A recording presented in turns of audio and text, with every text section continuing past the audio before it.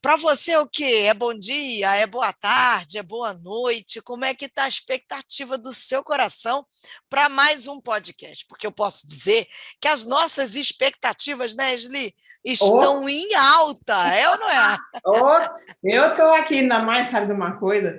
Você sabe que eu passo uma parte do ano no verão, né? Aqui no Canadá e uma parte lá no Brasil, que aí eu pego o verão do Brasil, né? Porque eu sei, pois o verão chegou e eu estou me esquentando, as minhas expectativas finalmente foram preenchidas, o que nem sempre acontece, né? Você sabe que às vezes a gente tem até os desapontamentos na vida, mas agora o verão chegou. Olha aí que coisa boa, o verão chegou. Sempre chega, né, Esli? As estações sempre passam. A gente precisa aprender a passar por todas elas, porque elas não serão diminuídas. A Isso. gente precisa aprender a passar com uma boa atitude e aguardar a nova estação, se vestir adequadamente para a próxima Ô, estação, é né? isso.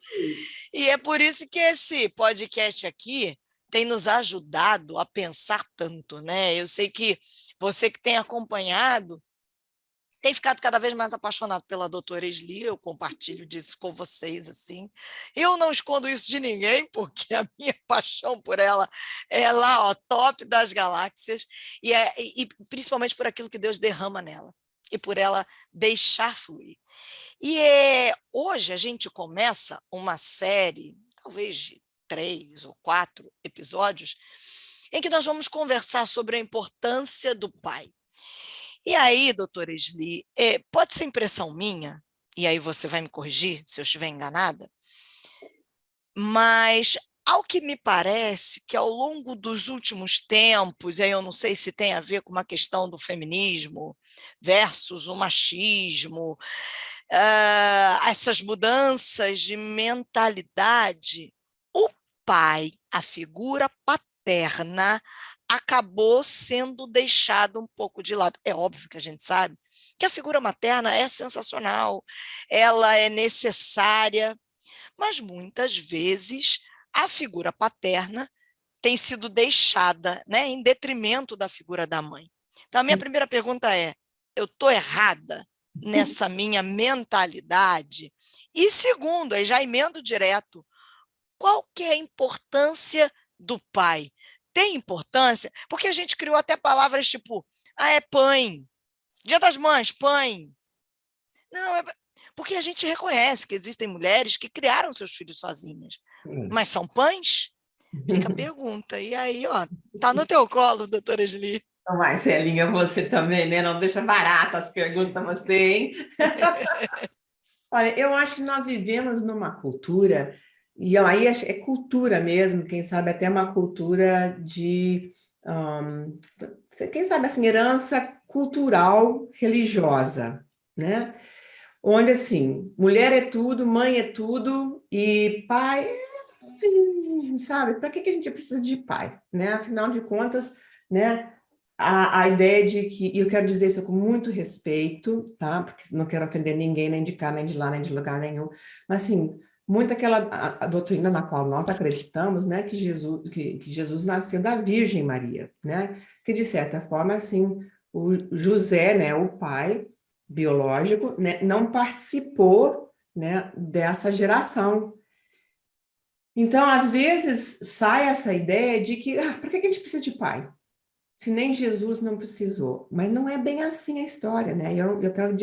Não quero ser desrespeitosa de jeito nenhum, porque eu acho que não é bem assim essa história.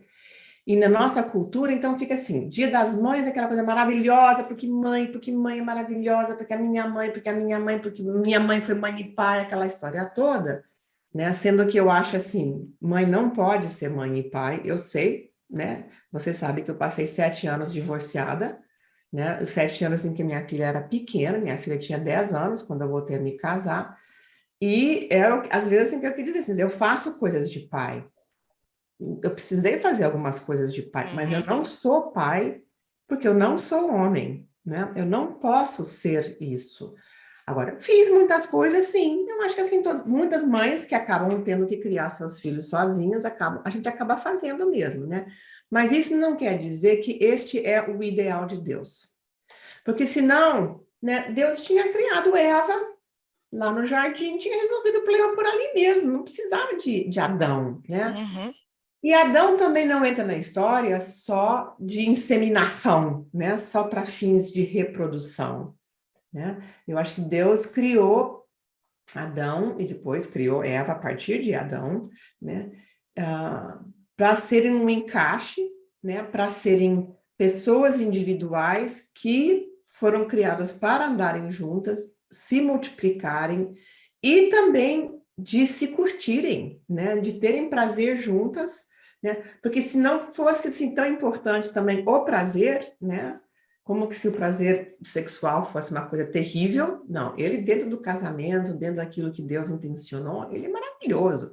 E ele é forte. Deus, eu acho que assim, criou isso daí forte de propósito. Acho que tem uma época assim que a gente está com os hormônios correndo, que a gente podia, pô, podia poder pegar um pouco mais leve, né, Senhor?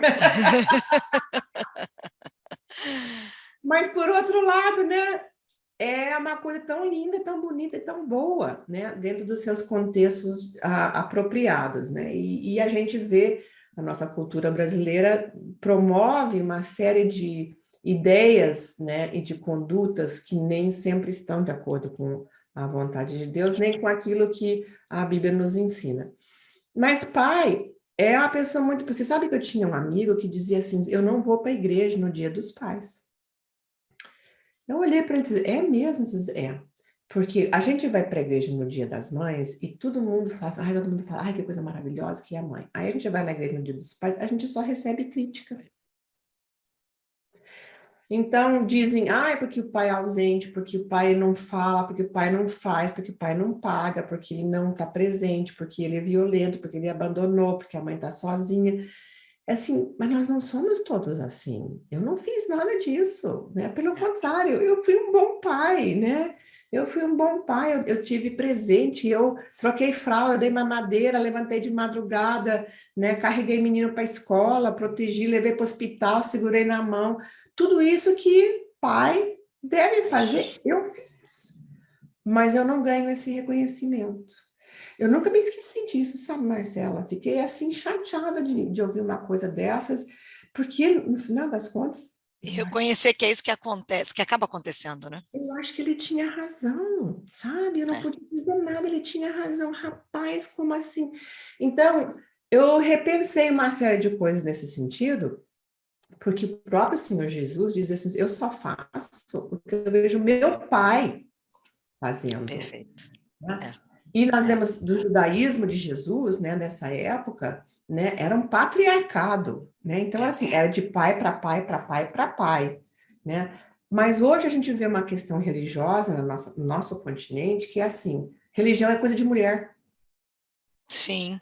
Quem vai para a É. missa é mulher, né? Vai para o culto de oração, é a mulher. É Reunião de verdade. oração é a mulher, grupo de É, intercessoras é a mulher, é né? verdade. Religião é coisa de mulher. Eu digo, como assim?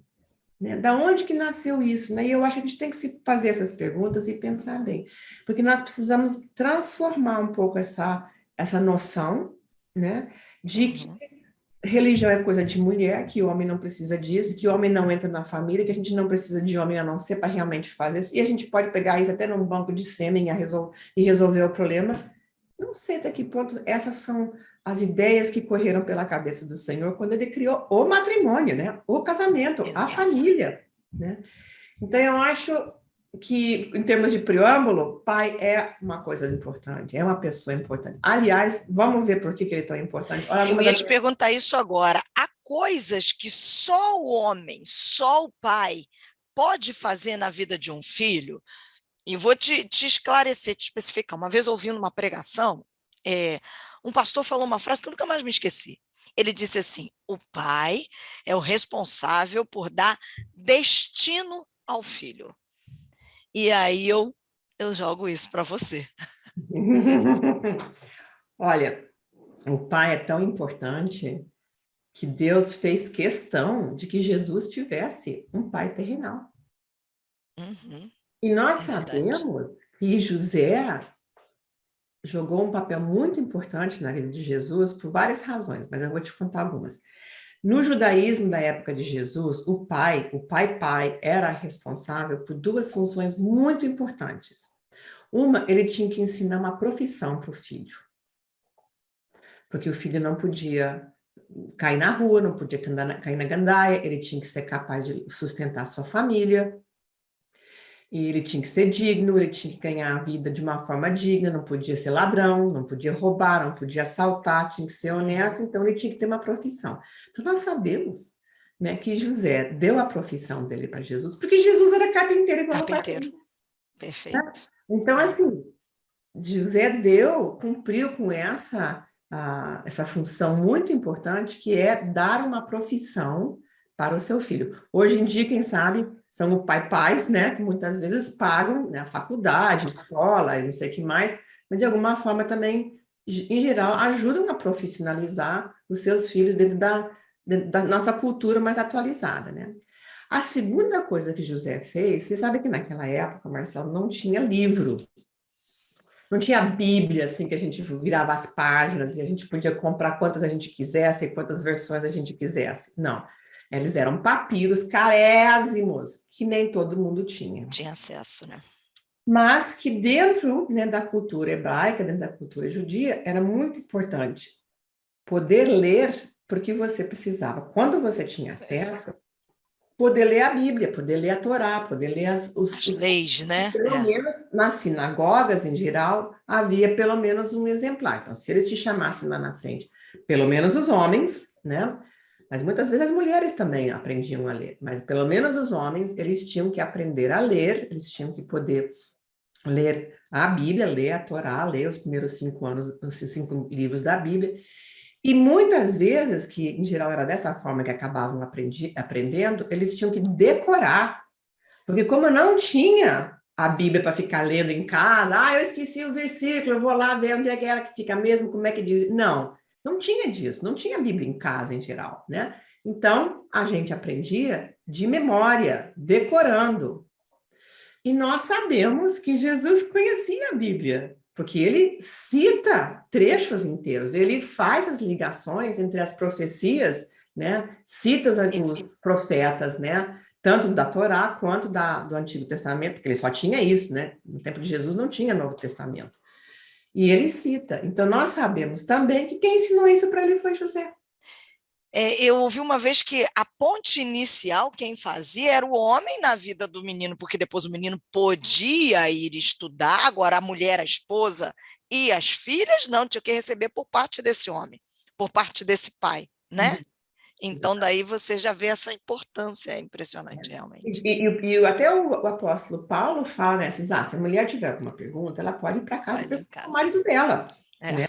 Porque, em geral, era o marido que sabia ler, que sabia explicar, que sabia esse tipo de coisa, porque as mulheres não tinham acesso, não é que elas fossem burras, não, mas nem sempre elas tinham acesso a esse tipo de informação, né? Então, em primeiro lugar, nós temos José, que era o pai de Jesus, e que ele esteve com Jesus pelo menos até o início, né, da sua adolescência, né, quando eles se tornavam homens, né, quando eles faziam, né, essa consagração, dessa transição de menino, agora ele é um homem, que ele pode inclusive ir lá na frente, na sinagoga, e ler a Bíblia para todo mundo e não sei o que mais. E nós não sabemos quando foi que José morreu, porque a gente entende que José morreu antes de Jesus começar o ministério dele. Ele pode ter morrido na semana antes. Ele pode ter morrido 5 anos antes. Então, ele pode ter tido uma vida longa com o seu pai, né? E que, porque José morreu, então estava na época dele desenvolver o ministério. Nós não sabemos. A gente pode pensar o que a gente quiser, mesmo porque nós não sabemos.